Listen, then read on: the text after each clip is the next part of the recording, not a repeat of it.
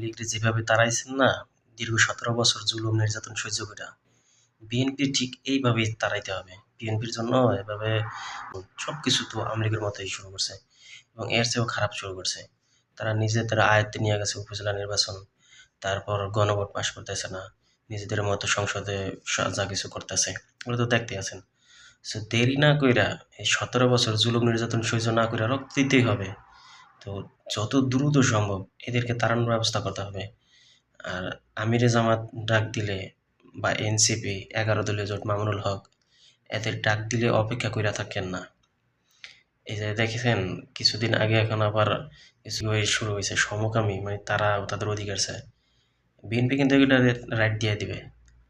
এদের তো ইসের কোনো মানে তাদের কথার কোনো মূল্য নাই, ভ্যালু নাই।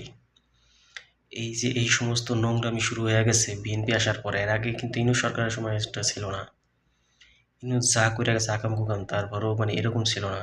এখন যা শুরু হইছে মানে দেশব্যাপী অবস্থা খারাপ। কোনো মানুষের কোনো কিন্তু মানে হিতায় ঠিক নাই। আর ওই যে বলেন চরমোনাই হেফাজত, এগুলা কিন্তু পুরো আওয়ামী লীগ ভাই। বিশ্বাস করেন চরমোনাই হেফাজত এগুলো আওয়ামী লীগ। এগুলা কিন্তু আপনার ইসলাম মানে নামধারী ইসলাম, এগুলো কিন্তু আসলে ইসলাম না। এগুলো ভয়াবহ মুনাফিক।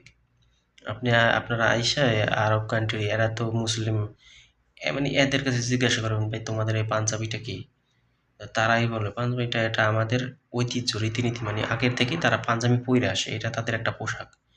খ্রিস্টান ইহুদিরাও পরে। তো পাঞ্জাবি পরলে আপনারা একদম পাগল হইয়া যান।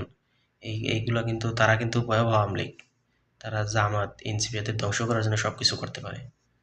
সো এদের দিয়ে কোনো কাজ হইতো না ভাই। সুতরাং রক্তের মাধ্যমে 17 বছর অপেক্ষা না কইরা একই এই আমাদের আবারও স্বাধীনতা ছিনিয়ে আনতে হবে ইনশাল্লাহ।